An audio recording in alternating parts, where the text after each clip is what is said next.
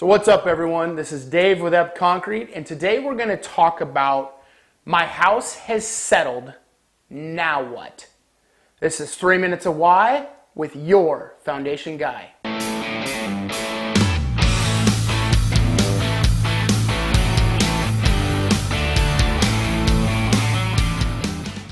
Okay, so again, this is Dave with Ep Concrete, and today we're going to talk about your house has settled, now what? You've been told that your house is settled maybe by a professional, or you noticed that your house is settled. Now what is the next steps? We're going to keep this under 3 minutes, so I'm going to start my timer. Let's go. Let's dive into this. So the first thing you should do if you feel that your home has suffered maybe some settlement is call a professional or 2 or 3 or 5 and have them come out and take a look. A lot of times we, for example, will use a lot of laser type instruments. We'll use a lot of leveling type of instruments, and it will tell us exactly what's going on with that home. So we know, is it actually settlement? Maybe it was built out of level, so it just looks squirrely, or maybe it's heave caused by maybe expansive soil. So it's good to have a professional come out and take a look at it. That way you know exactly what you're looking at. Maybe you want a second opinion or even a third opinion. There's nothing wrong with that. Have someone out, come take a look. That way you know exactly what's going on. So let's say that you have determined, maybe a couple professionals and you yourself have noticed, I do have settlement. So what am I going to do? What's my next step?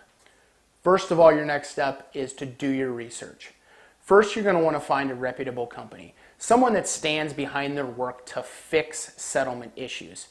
In our industry, there are a few different, avenues and routes you can go to fix settlement. There's steel-driven push piers. There's helicals. Some people use concrete piling. Some people add extra footings. I wouldn't recommend that. So it's just adding weight to a structure that has already failed. For us, the proven method is steel-driven push piers. We're going to drive push piers down into the ground onto something that we know, what it's called in our industry is load-bearing strata, which is really we're pushing pipe into the ground till we hit something that's solid that will support the weight of the home.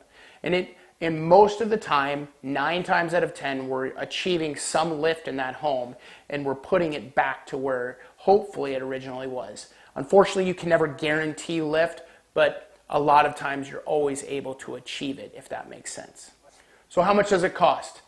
That can vary on how much settlement there is, how much dirt is around your home and needs to be excavated, how far the house has settled, what the access is. So it's really hard to give a ballpark on how much it would cost, because if it's a whole side of the house, you might just need to do that side. If it's one corner, you might just need 2 or 3 piers.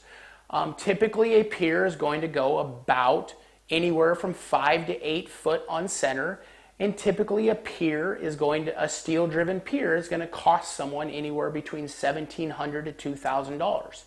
So piering a home is the permanent fix. It's not extremely inexpensive, unfortunately, for people, just because of the materials and the products and the process that goes into it is pretty intense. And the last thing I want to cover is, should you wait? The thing about settlement is it's never going to get better. If it's settled, it most likely, the numbers tell us that it's going to keep going. So if you have a 1/2 inch of settlement, next year you might have 3/4, 1 inch, 2 inch. We don't know that, but we do know that it's not going to stop. So I hope that answers your questions. I hope that gives you a little bit of a conceptual idea of what happens if you're told that you do have some settlement. If you found this video informational, please go and click subscribe above and follow along and make sure that you like our other videos and check those out. So again, this is Dave Epp with Ep Concrete, and that was 3 Minutes of Why with your foundation guy. See ya.